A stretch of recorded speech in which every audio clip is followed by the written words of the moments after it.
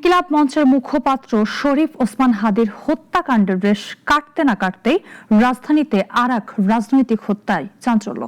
তেজগাঁওয়ের স্বেচ্ছাসেবক দল নেতা মুসাব্বিরকে গুলি করে হত্যা করেছে দুর্বৃত্তরা। টানা এসব ঘটনায় আইন শৃঙ্খলা ও আসন্ন নির্বাচন ঘিরে বাড়ছে উদ্বেগ। রেজা রাইহানের প্রতিবেদনে দেখুন বিস্তারিত। ইনকিলাব মঞ্চের মুখপাত্র শরীফ ওসমান হাদির গুলিবিদ্ধ হয়ে মৃত্যুর ঘটনার রেশ এখনো কাটেনি। সেই হত্যাকাণ্ডের বিচারের দাবিতে এখনো উত্তপ্ত ঢাকার রাজপথ। এর মধ্যেই এবার রাজধানীতে ঢাকা মহানগর উত্তরের স্বেচ্ছাসেবক দলের সাবেক সদস্য সচিব আজিজুর রহমান মুসাব্বিরকে গুলি করে হত্যা করেছে দুর্বৃত্তরা। ফুটেজ গণমাধ্যমের হাতে এসেছে। গুলি করে দুর্বৃত্তদের পালিয়ে যাওয়ার সিসিটিভি ফুটেজে দেখা গেছে মুসাব্বিরকে গুলি করার পর ঘটনাস্থল থেকে দৌড়ে পালিয়ে যাচ্ছে তারা। এর আগে রাত 8:20 সময় তেস্তুরি বাজার স্টার হোটেলের পাশের গলিতে এই সাবেক স্বেচ্ছাসেবক দল নেতাকে গুলি করা হয়। প্রত্যক্ষদর্শীরা জানান, মৃত্যুর আগে পানি খেতে চেয়েছিলেন মুসাব্বির। তখন এখানে একটা গুলির শব্দ হয়েছে, আমরা সবাই বাড়ি আসলাম। ওমি থেকে একজন আসে আরেকটা গুলি দিছে। গুলি দেওয়ার পরে এখানে পয়লা গেছিল পয়লা গেলে বড় কাছে পানি খাবো। ওদের 4টা গুলি করছে, আরেকটা লোক ছিল, ওনাকে একটা গুলি করা হয়েছে।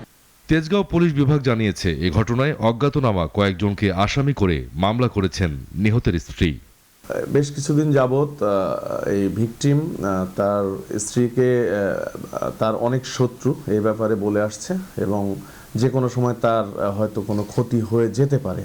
তো এখন পর্যন্ত আমরা সিসি ক্যামেরা ফুটেজ বিশ্লেষণে 2 জনকে দেখতে পেয়েছি। তো তাদের কে ফাইন্ড আউট করার জন্য আমরা কাজ করে যাচ্ছি।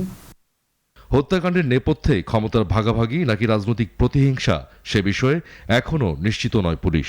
তবে অপরাধ বিশেষজ্ঞরা বলছেন, এমন নিরাপত্তাজনিত সংকট উত্তরণে আইন শৃঙ্খলা রক্ষাকারী বাহিনীর পাশাপাশি চাই সমন্বিত উদ্যোগ। এগিয়ে আসতে হবে রাজনীতিকদেরও। সামনে যেহেতু ইলেকশন, এই ইলেকশনকে কেন্দ্র করে কিন্তু অনেক অপরাধ বাড়বে। অনেকেই চাচ্ছে না ইলেকশনটা হোক, আবার অনেকেই চাচ্ছে না ইলেকশনটা পিছাতে, আবার অনেকেই চাচ্ছে না ইলেকশনটা প্রপারলি ফাংশন করুক। আসলে এই সব কিছুর সংমিশ্রণে কিন্তু এসব হত্যাকাণ্ড। এই যে পলিটিশিয়ান এবং ক্রিমিনালদের যে নেকজাস, এটা আসলে আছে কি না থাকলেও সেই বিষয়ে সরকার বা ল এনফোর্সমেন্ট এজেন্সি কেমন কাজ করতেছে সেগুলো কিন্তু বের করে নিয়ে আসা উচিত। শেখ হাসিনা সরকারের পতনের পর সারা দেশের পুলিশি থানায় বিভিন্ন অস্ত্র লুট এবং গুলি লুটের ঘটনা ঘটেছে। এসবের কিছু উদ্ধার করা সম্ভব হলেও সবগুলো এখনও উদ্ধারের বাইরে রয়ে গেছে। এমন পরিস্থিতিতে আগামী জাতীয় নির্বাচন কতটা সুষ্ঠু ও নির্বিঘ্নে অনুষ্ঠিত হবে, এমন প্রশ্নও সামনে আসছে। রেজা রায়হান, নাগরিক, ঢাকা।